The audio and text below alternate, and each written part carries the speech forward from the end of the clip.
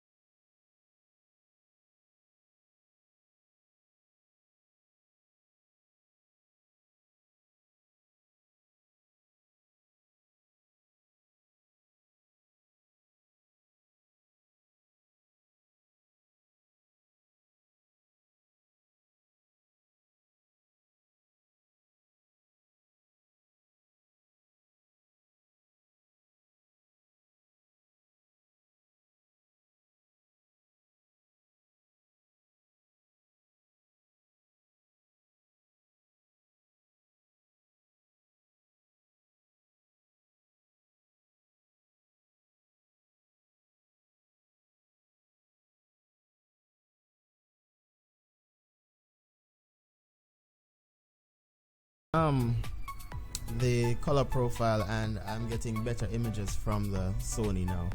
This was P2, and I think it would look better if I actually turned off the color profile. Alright, so I'm gonna create another layer again. Control Shift Alt E, Control J to duplicate it, and then Control Shift E. Why did I do that? I'm gonna come here to Camera Raw, and I'm gonna play with the shadows a little bit. I'm gonna pull out the shadows. Alright, then we're gonna go dehaze. As a matter of fact, I'm not gonna do any dehaze. If I'm gonna do a dehaze, I'm not going to let it affect the model's skin. So before I do the dehaze, let me just come over here to the hue under the HSL option, and I'm gonna play with the colors in the background a little bit. So I could go green if I want. I'm not gonna go green, I'm gonna go a little bit yellow, and then a little bit, take out a little bit of the green out of it, just like that. And then for the model's skin, I'm just gonna bring the orange in a little bit, and then for the reds, I'm gonna bring it. You know what? I'm not gonna trouble the reds. I'm gonna leave it just like that. Alright, good. So I'm gonna press OK. Alright, so I'm gonna create another layer, and I'm gonna go back to Camera Raw again, and I'm gonna apply dehaze to it, just like that. And then I'm going to create a mask. Hold on Alt and create a mask, because I don't want the dehaze to be on the model's skin, so I'm going to just brush in where I want the dehaze to be. I'm going to put this at about 77%, and then get my brush bigger and just brush in the dehaze, what I've just done. Alright, come over this side and brush it in again. above the model's head. Get my brush smaller. Right.